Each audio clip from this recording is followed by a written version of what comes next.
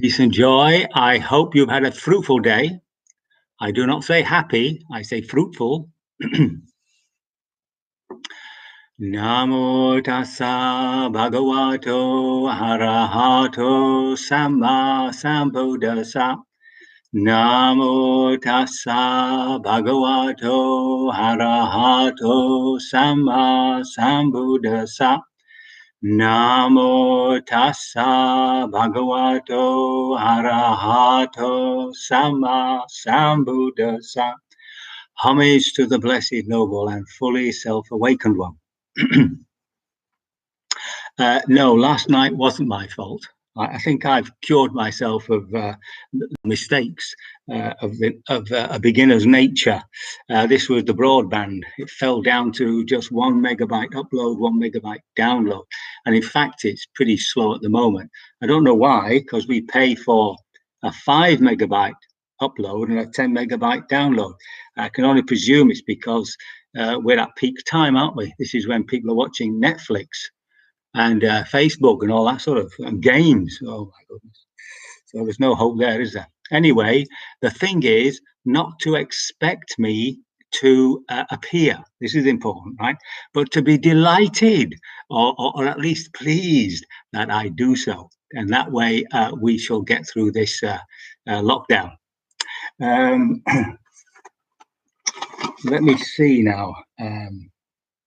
So I'm actually going back now to what we were discussing just a couple of days ago.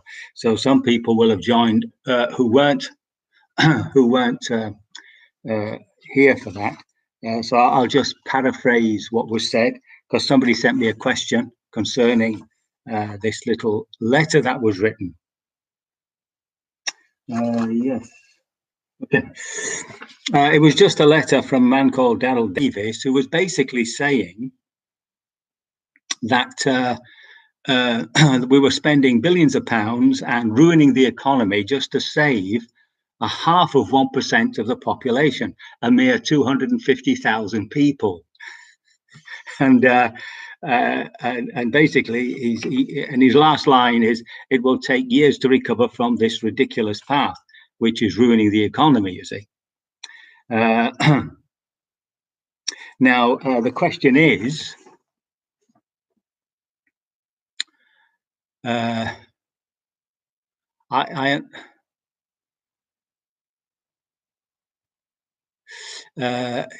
question is that the reason for lockdown is to stop it spreading, but what the questioner Julie wants to know is, should we do this just for the sake of the economy? Is that why we're doing it? Whereas this man is saying the way we're doing it is actually going to ruin the economy. The question here, other illnesses that they could survive. Okay, so and she obviously asks me what my opinion is. Well, I'm not so sure about my opinion as such, but I think from the Buddha's point of view, as far as I can tell, remember the importance of right livelihood. So the economy does. If you say to somebody about the economy, I think most people think, well, I can get rich or something. But the economy, a Buddhist economy, as far as I'm concerned, is concerned with giving people right livelihood, because it's in this way that they create good habits, good karma, and of course they can share in the wealth of society. And that's one of the problems, isn't it, with this neo-capitalism business. So that would be the importance of the economy, I think, in a Buddhist setting, the ability to have right livelihood. But of course, we have a right to protect ourselves against illness and enemies, for heaven's sake. So there is another question here, which is rather delightful. I keep getting a question coming in my head, so I thought I'd ask it. Is it useful or constructive to nurture metta towards the virus? Should we try to love the little beast? What do you think? Well, I don't think I can personally raise to the level of any sense of love for the beast. I'm not so sure it would be considered a being. It's a very strange area. It seems to have agency. I mean, as soon as it enters your body, I mean, it knows where to go. I mean, it dives into your lungs and messes you about. And other similar rhinoviruses, I think what they call, they're the ones that cause cold and stuff like that. I had one a few weeks ago, and it went up my nose into my head. So there seems to be some intelligence there, should we say. Whether it has consciousness or not is another matter. Whether it has any sense of awareness is another matter. I don't know. But if we were to say that it did have consciousness and all that, then of course we have a right to protect ourselves. And that's what we're doing. That would be the attitude, that we are protecting ourselves from something which can harm our bodies. Hanged. So it's not a case of developing aversion to the virus, but in a sense recognizing that they're just part of nature. I read somewhere you can have 500 million viruses on a pinhead. I mean, that's very, very small. And they're just part of the environment. They're just part of the ecological system. You can't get rid of viruses, it seems. But our attitude, of course, I think should be that we want to protect ourselves. Yeah. Interestingly enough, monks are allowed to, protect themselves. So be careful you don't attack me. In China, where emperors blew hot and cold, sometimes they were all for Buddhism and supported it fully, and at other times, of course, they persecuted it. And it was from there that the monks developed this kung fu, to defend themselves against attack. In those days, of course, it worked very well against bows and arrows and clubs, things like that. These days, I don't think it's so reliable to overcome our modern weaponry. Yeah? So that answers that. I hope do send me, questions. Better to do it, by email. Partly it gives me a chance to have a look at them, but also if I start communicating here, it gets a bit difficult. That's all. So we're very fortunate tonight. We have about 70 odd people with us. That's rather nice. I was reminded that some people will be with their partners and spouses and elderly children. So there's probably more there than meets the eye. So what I wanted to do actually was follow up something that we were doing 2 days ago, which was my favorite topic, death. And I want to because we were talking about contemplating death, how to contemplate death, how the Buddha teaches it. And what I'm going to do is read a scripture which was been translated, I think has been translated by Bhikkhu Anālio. Now, if you haven't come across Bhikkhu Anālio, he's quite a scholar, and his books are based directly upon the scriptures. And of course, he makes commentary on them, and he's also a meditation teacher. And for the most part, but I think very, very practical. So the book that I'm taking it from is Mindfully Facing Disease and Death, Compassionate Advice from Early Buddhist Texts. Now, you might not know this, but there are two collections. One that the Theravada line holds, which is the one that we would normally refer to, and they're normally called suttas or discourses. But there was a whole load that were preserved in the Chinese of a line of a school of Buddhism called the Sarvastivadins, and they're known as the Agamas. And they've now been translated and studied, and they are very they're almost, you might say they are compatible with, definitely, and a companion to. So the Buddha in the numerical discourses that we have has two discourses on death, how to do contemplation on death, The one is very similar to what we're going to do. The other one is really brings out some other factor, which hopefully I'll get to. So the Contemplation of Death is very powerful, and I also like to mention a couple of books. Really, there's one called "Living in the Light of Death: On the Art of Being Truly Alive" by a man called Rosenberg. Now, I've read that one, and it really is an excellent book. There are others, but this is the one I've read. And there's also Stephen Levine, who died a little while back now.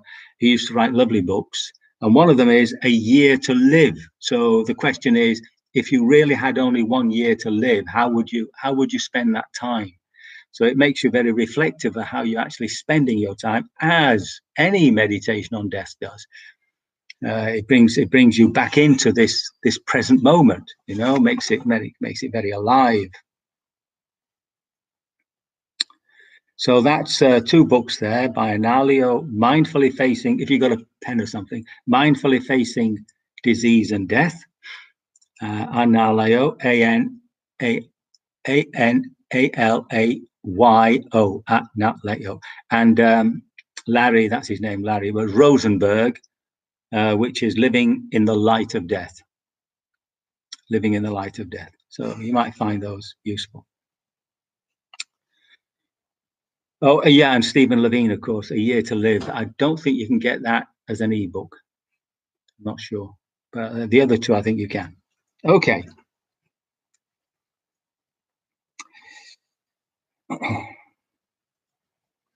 So this is Reflections on Death. Let me just tone this down a bit. Okay. So I'll read this just as it comes. It's not very long, so hang on in there. Remember, the Buddhist scriptures were all handed down in the verbal tradition of remembering the discourses one after the other. So they can tend to be a bit repetitious, but when you read them with the purpose of absorbing, the repetition actually does come through. Thus have I heard, at one time the Buddha was staying at Savatthi in Jetta's Grove and Anathapindika's Park. So that was one of his main monasteries. At that time, the Blessed One said to the monastics, "You should cultivate the perception of death and give attention to the perception of death." Although the word is perception here, I think we probably will get closer to the idea of contemplating death. Or how you perceive death, maybe how you relate to death. Then one monastic among those seated there said to the Blessed One, I constantly cultivate giving attention to the perception of death. And the Buddha said and the Blessed One said, how do you give attention to the cultivating of the perception of death? And the monastic said to the Buddha, at the time of giving attention to the perception of death, I have the aspiration to remain alive for 7 days and give attention to the 7 awakening factors. In the Tathagata's teachings, that's the Buddha Tathagata, that's what he called himself, the transcendent one, that's what it means. That in the Tathagata's teaching, that would be of much benefit, and I will not regret passing away after that. Blessed One, it is like this that I give attention to the perception of death. So his aspiration is to stay alive for 7 days and to contemplate the 7 factors of awakening. And the Blessed One says, stop, monastic. This is not truly an undertaking of the practice of the perception of death. This is called being of a negligent nature. That's not very nice, is it?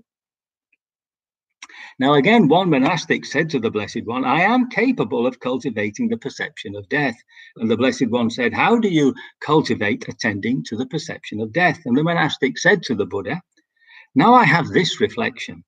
I have the aspiration to remain alive for 6 days. And having given attention to the right teachings of the Tathagata, that might reach the end of my life. This will thus be my good fortune, and in this way I attend to the perception of death. So he's hoping to die after 6 days during which he will attend or will contemplate the teachings of the Buddha. And the Blessed One said, "Stop, stop, monastic. You are also of a negligent nature. This is not attending to the perception of death." Now, again, the monastic said to the Buddha, "I aspire to remain for 5 days. I aspire to remain alive for 5 days." And someone said, and then somebody else says, "I aspire to remain alive for 3 days. I aspire to remain alive for 2 days." And one of them said, finally, I aspire to remain alive for 1 day.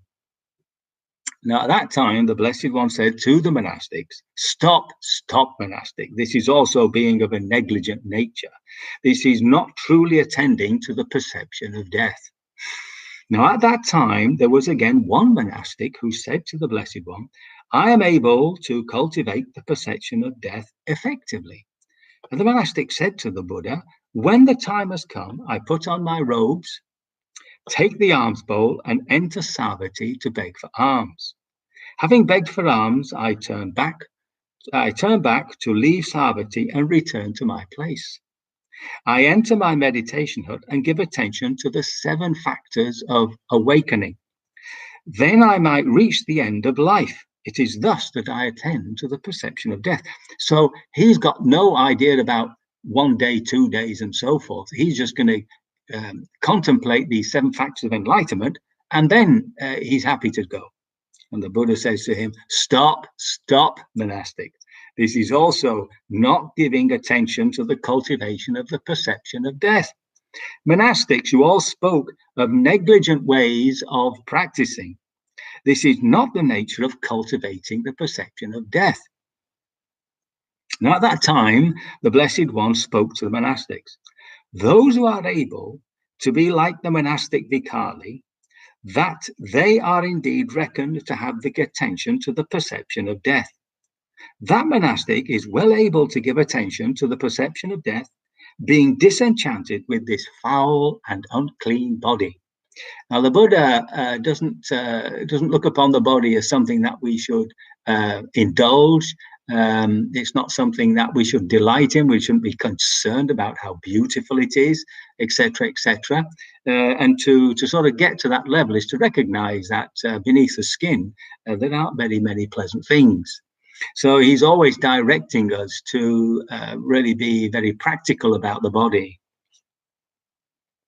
So if a monastic gives attention to the perception of death, collecting his mindfulness in front, which means being mindful, here and now, with a mind that is unshaken, being mindful of the exhalation and the inhalation, for the time it takes for them to go out and return, and during that period he gives attention to the 7 factors of awakening, that would indeed be of much benefit in the Tathagata's teachings, right? So it's like one breath. I don't quite know how you can attend to the 7 factors. I suppose you're just being aware that you are aware of the breath, you see. So in other words, you're being within the moment. I think that's what this is saying. This is because all formations are entirely empty. They all become appeased. They rise and cease. They are all a magical illusion that is without any true essence. So again, it's this business of not self. It's seeing that, in fact, there is the breath, but the self, but there's nobody actually breathing. It's just the organism. It's the organism that is breathing in and breathing out. And you can get that sense when, you've discovered within yourself that observation post where you're distancing from it and you see it as an object. So remember, the perceiver can't be the perceived. The one who sees an object can't be the object. The object is an object, not the subject. Therefore, monastics, you should give attention to the perception of death in the interval between the out-breath and the in-breath, so that you will be liberated from birth, old age, disease, death, grief, worry, pain, and vexation. And in this way, monastics, you should train yourself. Now, as I understand this, and as I've practiced it myself, as you breathe in and then breathe out, there's a break, isn't there, you see? So that's the end of that process, the end of that breath. And it's bringing that sense of ending more and more into our lives that actually brings you into the present moment. I'm sure those of you who've been here know that I go on about, after a meal, that this is one less meal in my life. This is one less breakfast. This is one less porridge in my life. I mean, it's a horror story, really, a continual horror story. But it's bringing into our awareness that we are actually moment to moment ending. Right? We're very aware of the beginning of things. That's not a problem. We're always there at the start of something, but it's actually catching the end. Now, at that time, the monastics, hearing what the Buddha had said, were delighted and received it respectively. Very good. So that's I hope that gives you some indication on how to practice perception of death. The thing is to do it regularly for very small periods of time. After every sitting or the beginning of a sitting, just to bring to mind that we're living on a tightrope, we're living on a knife edge, and you can fall off anytime, So breathing in, breathing out, and then recognizing at this moment, death could come to me, or there could be death. Yeah. So time moves on. If there's any questions, do send me. Do send me questions. By email, please, by email. And I think that just about does it.